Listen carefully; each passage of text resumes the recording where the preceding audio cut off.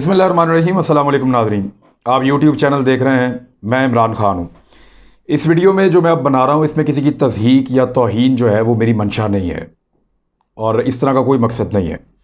जिस बंदे के किरदार के बारे में मैं आपको बताऊँगा ये सिर्फ़ इसलिए मैं आपको बताना चाह रहा हूँ कि जो तब्दीली का एक दावा हमारे सामने रखा गया है या जो धोखा हमें तब्दीली के नाम पर यहाँ दिया गया है पंजाब में, वो कितना जाली और बदबूदार है वो मैं फैक्ट्स आपके सामने रखूँ कि किस तरह हुक्मरानों के जो करीबी लोग हैं वो आज भी इस सिस्टम का, इस निज़ाम का कैसे फ़ायदा उठा रहे हैं, कैसे लूट मार कर रहे हैं जैसे माजी में हुआ करती थी। कुछ भी यहाँ पे तब्दील नहीं हो सका, हालांकि कोशिश की गई लेकिन नहीं हुआ। अगर किसी की दिलादारी हो इस वीडियो में तो मैं पेशगी उनसे मादरत करता हूँ, लेकिन ये फैक्ट्स मैंने आप तक पहुँचाने थे और मुझे ये सारे फैक्ट्स आपको बताने हैं। डीजी खान के कबायली इलाकों में एक इलाका है जिसका नाम है खरड़ बुज़दार। इस इलाके का नाम आप याद रखिएगा इस वीलॉग में। वहाँ का रहने वाला एक आदमी है, एक गरीब बिल्कुल मस्कीन सा बंदा, तूर बुज़दार खान उर्फ तूरू बुज़दार। ये बंदा जो है पहले कंडक्टर हुआ करता था, एक बस चलती थी डीजी खान से लेकर खरड़ बुज़दार तक। ये जो गाड़ी चलती थी इसका ये कंडक्टर हुआ करता था, बड़ा लंबा अरसा ये रहा। उसके बाद ये वैक्सीनेटर के तौर पे भर्ती हो गया महकमा लाइफ स्टॉक में और ये मजदूरी भी करता रहा, क्योंकि वहाँ पे जो वैक्सीनेटर नॉर्मली होते हैं वो तनख्वाह लेते हैं घर बैठ के, काम कोई और कर रहे होते हैं। तो इस बीच में ये मेहनत मजदूरी करता रहा, इवन चौकीदारी का काम भी ये आदमी करता रहा। ये एक ऐसा गरीब आदमी है। लेकिन फिर इसके ताल्लुकात बने सरदार उस्मान बुज़दार से, उस दौर में जब उस्मान बुज़दार पहली मरतबा ट्राइबल एरिया के तहसील नाजिम बने। उस वक्त लोग ये बताते हैं, और जो वहाँ के डीजी खान के जानने वाले हैं, सहाफ़ियों से आप पूछें या आप किसी भी वहाँ पे जो जानने वाला आदमी है, शऊर रखने वाला आदमी है, उससे आप पूछें तो वो आपको बताएगा कि ये वो आदमी था जो उस्मान बुज़दार साहब के तहसील निज़ामत के दफ्तर में बग़ैर किसी रोक टोक के और इजाज़त के जब मर्ज़ी आता जाता था और इसको हर तरह की इजाज़त मैसर थी। और ये उस दौर में काम करता था, मुख्तलिफ लोगों के काम पकड़ के लाता था। होशियार आदमी था, उस्मान बुज़दार साहब से काम करवाता था, खुद भी कमाता था, साहब को भी कमा कर देता था। तो इस तरह इसके ताल्लुकात बढ़ते रहे। इसने क्या क्या दाव लगाए और क्या क्या काम किए मैं आपको बता देता हूँ कि सन 2000 में उस्मान बुज़दार साहब ट्राइबल एरिया के तहसील नाजिम बने और 2 मरतबा ये वहाँ पे तहसील नाजिम रहे हैं। इस दौरान अरबों रुपए के फ़ंड आए और वो सारे के सारे खुर्द-बुर्द हो गए। उनकी तफसीलात मैं अभी आपके सामने रख देता हूँ। इसमें 3 बड़े काम जो हैं उनके ऊपर इनके पास पैसे आए थे, जिसमें एशियन डेवलपमेंट बैंक का एक बहुत बड़ा प्रोजेक्ट था जिसमें मिनी डैम्स या ये हैंड पंप्स लगाने का, या वहाँ पे जो डैम होता है वो ऐसे नहीं होता कि वो कोई डैम्स बन रहे हैं, वो मिट्टी इकट्ठी करते हैं, चारों तरफ बारिश का पानी बीच में जमा हो जाता है, एक जौहड़ सा बन जाता है जहाँ पे जानवर और इंसान सारे इकट्ठा पानी पीते हैं। वो हमने आपको पहले आप मीडिया पे ये वीडियोस देख भी चुके हैं। तो वो चंद हज़ार में बन जाता है वो एक डैम, लेकिन उसके ये लाखों रुपए मालियत जाहिर करते थे और इन्होंने वहाँ पे अरबों रुपए खुर्द-बुर्द किए। उस दौर में उस्मान बुज़दार साहब के लिए इन्होंने फ्रंट मैन का काम किया। पैसे तो बुज़दार साहब ने कमाए, लेकिन ये आदमी वहाँ पे भाग दौड़ करता था और बड़ा काम का आदमी था। ये आहिस्ता आहिस्ता बुज़दार साहब के मज़ीद करीब होता चला गया। कमीशन के एवज़ मुख्तलिफ काम लेकर ये जाता था और कमा कर देता था। डीजी खान के लोग इसको बड़ी अच्छी तरीके से जानते हैं, आप किसी से भी जाके वहाँ पूछ सकते हैं। अब ये जो इन्होंने अंधेड़ नगरी मचाई उस दौर में, ये चली शहबाज शरीफ साहब के आने तक। जब शहबाज शरीफ साहब वज़ीर आला पंजाब बने तो इनको फिक्र लाग हो गई, ये घबरा गए। इन्होंने कहा हमारा तो रिकॉर्ड ही बहुत ख़राब है, हमने यहाँ पे जो सोलर प्लेटें लगाई उसके अंदर 2 नंबरी की बहुत पैसा कमाया, जो यहाँ पे रास्ते निकाले उनके अंदर बहुत 2 नंबरी की बहुत पैसा कमाया, जो यहाँ पे मिनी डैम्स के नाम पे लूट मार की उसमें बहुत पैसा कमाया। तो ये वाहिद एक तहसील नाजिम का दफ्तर था जो उस्मान बुज़दार साहब का था। ये बात गौर से सुनिएगा और याद रखिएगा, उस्मान बुज़दार साहब का वाहिद तहसील निज़ामत का दफ्तर था जिसके रिकॉर्ड रूम में पूरे पंजाब में से एक दफ्तर था जिसमें आग लग गई थी। हफ्ते की रात को मुबैना तौर पे आग लगाई गई और सारा रिकॉर्ड जिसके अंदर बेईमानी थी, करप्शन थी, गबन था, उसको खाकस्तर कर दिया गया। हुआ ये कि उस्मान बुज़दार साहब के दौर में जो 10 साल में उन्होंने कारनामे किए, उन कारनामों का रिकॉर्ड इतना हौलनाक था और इतना खौफनाक था कि उसके अंदर करप्शन की ऐसी दास्तानें थी कि अगर शहबाज शरीफ साहब के हत्थे चढ़ती तो वो इनको ना छोड़ते। तो इन्होंने किया ये कि उस रिकॉर्ड को अपने निज़ामत आला में, यानी जब ये नाजिम थे वहाँ पे, तहसील नाजिम थे, उस दौर में इन्होंने रिकॉर्ड रूम में आग लगवा दी और तूरू बुज़दार वगैरह को, अपने फ्रंटमैन्स को और अपने आप को बचा लिया। तो ये वाहिद तहसील थी जिसके रिकॉर्ड रूम में आग लगा था। तो आप समझते हैं कि ये आग कैसे लग जाती है, अचानक तो नहीं लगती। LDA में लाहौर में लगी थी, बाकी जगहों पे पाकिस्तान तहरीक इंसाफ वाले तो बहुत अच्छी तरह समझते हैं। इमरान खान साहब खुद इस पे बात करते रहे कि आग ही लगा देते हैं ये लोग। तो ये उस्मान बुज़दार ने भी एक आग लगाई थी, आपको किसी को याद नहीं है या आपको शायद पता नहीं है। मैं आज आपको बता रहा हूँ कि उस्मान बुज़दार साहब के भी रिकॉर्ड रूम में आग लग चुकी है और वो रिकॉर्ड जिसमें करप्शन थी वो जल चुका।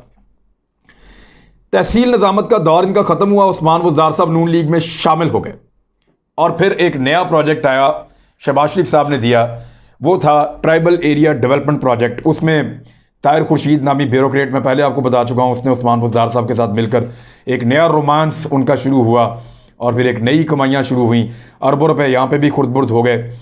अच्छा, इस अरसे में हुआ यह कि तूरू बुज़दार एक वैक्सीनेटर ही रहा, इस बीच में भी वैक्सीनेटर के तौर पर काम करता रहा। और इसका एक बेटा है, ये इसकी आप तस्वीर देखें, ये दुबई में मजदूरी करता था। फ़खर बुज़दार दुबई में मजदूरी करता था। ये जो बोतल इसके हाथ में, इस पर भी पेप्सी लिखा हुआ है, यानी ये वहाँ पे पेप्सी नहीं लिखते, बे से लिखते हैं, तो सबूत के तौर पे ये तस्वीर मुझे दिखानी पड़ रही है। ये वहाँ पे बोरियाँ उठाता था, ड्राइवरी करता था, मजदूरी करता था फ़खर बुज़दार। अच्छा, जैसे ही उस्मान बुज़दार 2018 में वज़ीर आला बने तो इनके सुनहरी दौर का आगाज़ हो गया। ये बेटा दुबई से वापस आ गया, तूरू बुज़दार जो है वो पहुँच गए वज़ीर आला हाउस लाहौर और उन्होंने आके यहाँ पे एक दफ्तर जो है उस पर कब्ज़ा कर लिया और जहाँ से उन्होंने अपने एक नए करियर का आगाज़ किया। वैक्सीनेटर के तौर पे रिटायरमेंट ले ली और एक सेल्फ़ी इनकी बड़ी मकबूल हुई वहाँ पे डेरा गाजी खान में, जो इन्होंने उस्मान बुज़दार के साथ जब अनाउंसमेंट हुआ तो इन्होंने बनाई थी। इनका बेटा भी था, उसने भी एक बनाई थी। ये आप दोनों देख लें अपनी स्क्रीन के ऊपर, आपको हम बारी बारी ये दिखा देते हैं। तो इनके सुनहरी दौर का अब आगाज़ हो गया।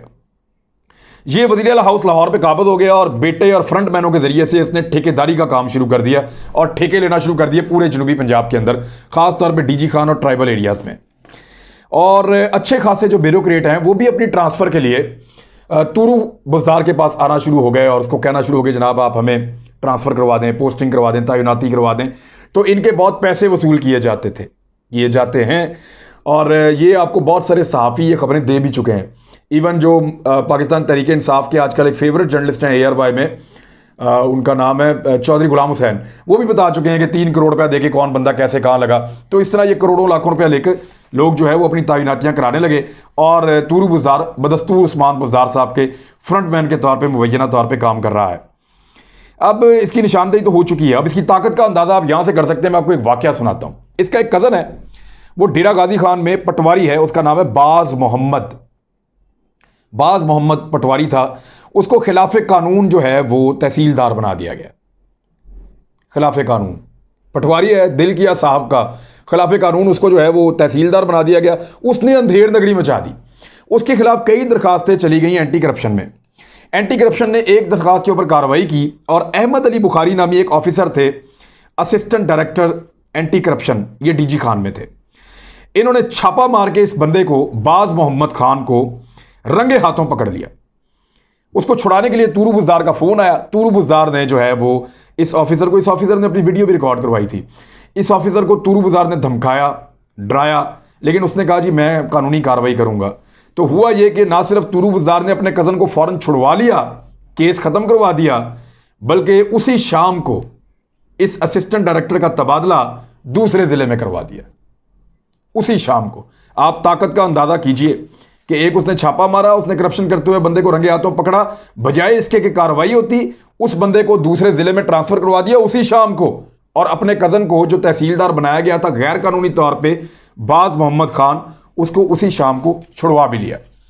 अब ज़्यादातर जो इस वक्त खरड़ बुज़दार के इलाके की मुलाजमतें हैं, ये भी बड़े मज़े की बात है, सरकारी मुलाजमतें, चाहे वो टीचर है, वैक्सीनेटर है, महकमा लाइफ स्टॉक में है, महकमा जंगलात है, कुछ भी है, वो सारी की सारी तूरू बुज़दार के पास हैं।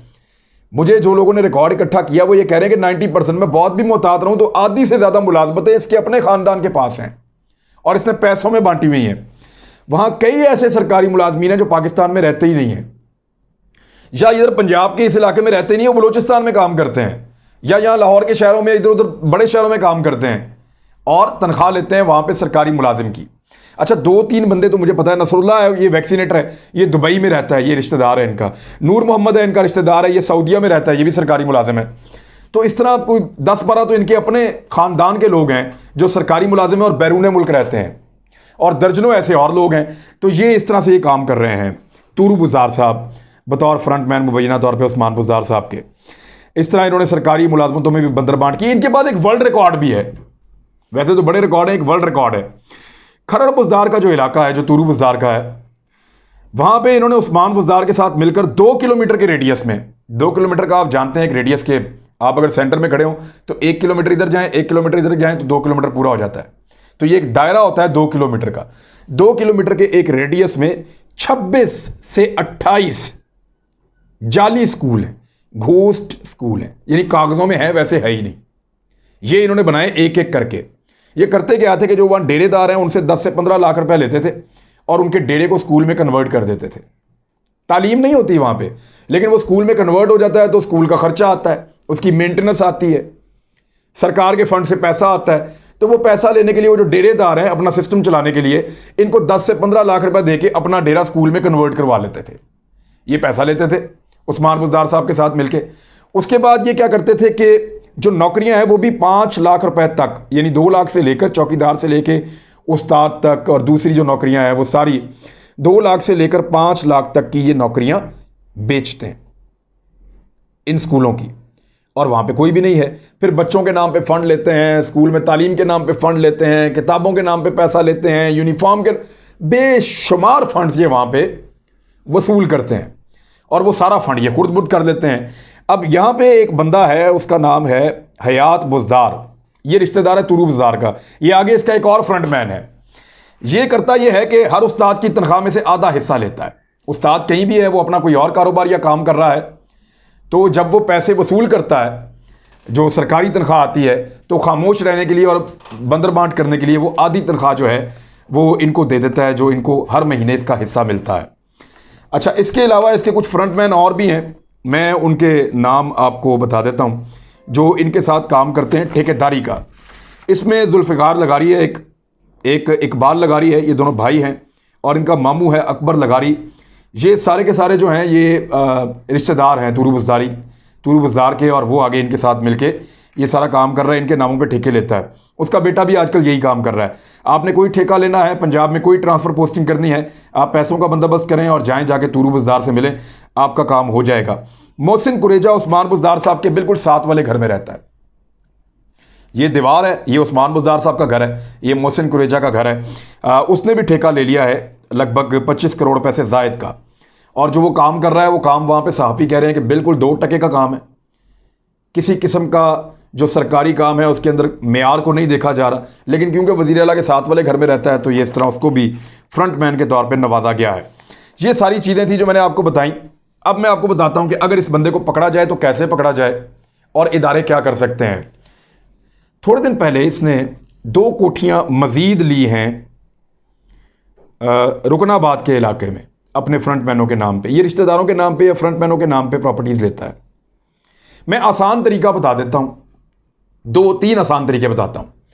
एंटी करप्शन वालों को, नैब वालों को अगर चाहें, या हुकूमत को अगर वो चाहें इसकी करप्शन पकड़ना तो पकड़ सकते हैं। उस्मान बुज़दार ने तो नहीं पकड़नी। अच्छा, 2018 में इसने जब सहाफ़ी इसके पीछे पड़े तो इसने क्या किया, इसने ख़बरें अखबार की जो है वो ले ली नुमाइंदगी, ताकि सहाफ़ी मुझे कुछ ना कहें, लोकल सहाफ़ी बाद आ जाएं। तो ये अब सहाफ़ी के बेस में फिरता है। बाबर डोगर लाहौर के एक सहाफ़ी हैं, उनको ये आकर मिला, उन्होंने इसके खिलाफ खबर दी, तो उनको कहता जी आप हुक्म करें क्या करना है। तो बाबर डोगर साहब ने कहा कि यार अगर ये वाला ब्यूरोक्रेट इधर होता, ये इधर होता, ये इधर होता, क्योंकि वो ब्यूरोक्रेसी को बहुत जानते हैं, तो आपका निज़ाम ज़्यादा बेहतर चलता। तो 4-5 दिन में वो सारे ब्यूरोक्रेट वहाँ लग गए थे जाके।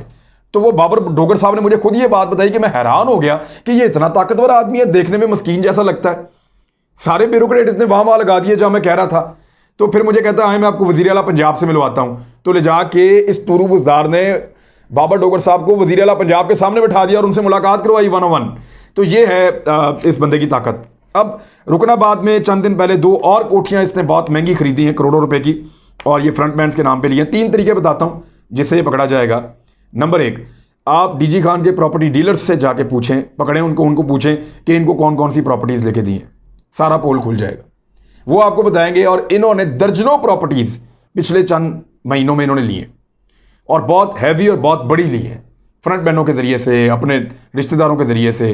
तो वो जो प्रॉपर्टीज़ इन्होंने अपने नाम करवाई हैं वो आप पता करवा सकते हैं प्रॉपर्टी डीलर्स के ज़रिए से। अरबों रुपए का आपको मामला सामने आ जाएगा। दूसरा तरीका, आप डीजी खान में पिछले 2 साल में होने वाले तमाम बड़े सौदों का रिकॉर्ड निकाल लें, तमाम बड़ी प्रॉपर्टीज जो ट्रांसफर हुई उनका आप रिकॉर्ड निकाल लें। वो खुरा जाके इनके घर पे ही निकलेगा, आप चेक कर लें। आप देखें, अगर किसी एक गरीब जैसा आदमी है, मस्कीन जैसा आदमी है, उसके पास घर में खाने के लिए नहीं है और उसके नाम पे 5 से 10 करोड़ की प्रॉपर्टी है, तो आपको पता चल जाएगा ये किसकी है। वो खुद आपको बताएगा जब आप पकड़ेंगे। तो ये पापड़ वालों वाला काम हो रहा है। ये वही काम हो रहा है कि पापड़ वाला, रेडी वाला, जिस तरह उनसे निकलते थे इसी तरह इनसे भी निकल रहे हैं। तो आपको सिर्फ पकड़ने पड़ेंगे, इन बंदों को देखना पड़ेगा। या तो आप बड़े बड़े सौदे देख लें या प्रॉपर्टी डीलर्स को पकड़ लें। और तीसरा, आप डीजी खान के जो ईमानदार सहाफ़ी हैं उनके पास जाएं, उनको बुलवाएं, उनसे पूछें। वो आपको बताएंगे ऑफ द रिकॉर्ड सारी कहानी कि इन्होंने कहाँ कहाँ पे, कैसे कैसे, कितना कितना माल बनाया है। तूरू बुज़दार के ऊपर तो मैं 10 कहानियाँ कर सकता हूँ, इतनी मेरे पास डिटेल इन्फॉर्मेशन। ये सारे सफ़े उससे रिलेटेड जो मैंने लिखे हैं, ये 3, 4, 5, 6, 7, 8 और ये दोनों तरफ मैंने लिखा हुआ है। तो इतनी कहानियाँ हैं इसकी, मैं चीदा चीदा मैंने आपको बताई है। तो ये सिलसिला रुका नहीं है, तब्दीली नहीं आई। तब्दीली के नाम के ऊपर हमें बेवकूफ़ बनाया गया है। वही बदबूदार निज़ाम चल रहा है जो शहबाज शरीफ साहब के दौर में चल रहा था, उससे मिलता जुलता निज़ाम उस्मान बुज़दार चला रहे हैं। तो इमरान खान साहब को आंखें खोलनी चाहिए, देखना चाहिए कि उनके नाक के नीचे एक आदमी, जिसको आप समझते थे कि वो एक महरूम इलाके से आया है, उसने जानबूझकर ये महरूमी वहाँ फैलाई रखी है।